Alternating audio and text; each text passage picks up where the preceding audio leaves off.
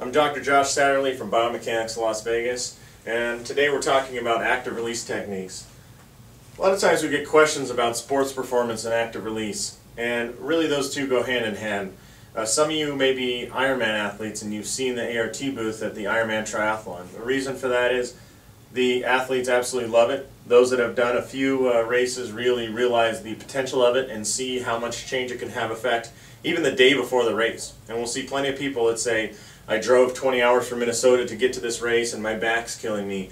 My hip won't move. I treated an athlete who had flown in from Estonia to do an Ironman and his hip was not producing power on the bike. Again, when we identify those adhesions or those areas where that muscle has become tight or fibrotic or has acutely spasmed, it's pretty easy to treat and you get great results. So really, in the world of sports performance, what are we looking at your athlete being able to do, or you as an athlete? Really, you're looking at a full range of motion and strength through that whole range. For example, if you're throwing a football and you have a little glitch in your shoulder where you can't produce power, you're going to lose that snap to that ball. You're not going to be able to get the distance, you're not going to be able to do the repetitions, and in turn, you're going to have either pain, or you're not going to have a starting position, or there's going to be some other problem. Well, if we look at the area where that muscle is tight or fibrotic and we lengthen those tissues, then give you that full range of motion as you're throwing, you're going to be happy camper. You're going to, make the all-star team. But we look at other athletes, say endurance athletes, because there's a whole different realm there. And what they're looking for is perform the most efficient method possible. So if you want to run 26 miles, we all talk about heart rate training.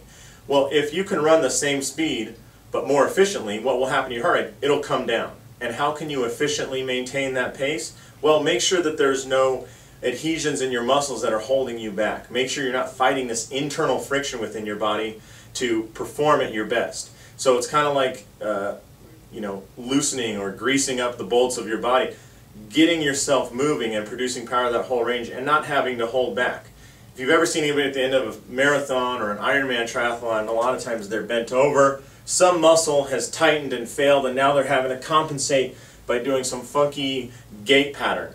Well, if we can eliminate that problem, they'll never have to make that adaptation, and therefore they'll be able to make a much better time and improve and stay efficient. And that's really the secret to all sports, is efficiency and strength through that range of motion, whether you're doing endurance, whether you're doing strength. Again, with strength athletes, we see a lot of them, a lot of CrossFitters, a lot of Olympic weightlifters, and it's really, do you have power to, say, come out of the hole on your squat or come out of the hole on your clean? That's where the power matters, is in that full terminal range of the range of motion. It really doesn't matter in the top range, it matters all the way down. Do you still have the strength? So we look at athletes, we often put them in that position that they say, it hurts when I do this. I want to see you do that. I want to analyze you when you're doing that so we can get in there and fix the problem. I don't need to have you feeling good on the table. I need to have you feeling good when you're 9 miles into a 10-mile run. And that's really success. And I think that's what's lacking a lot of times in sports performance care. So sports performance and ART, they go together very well.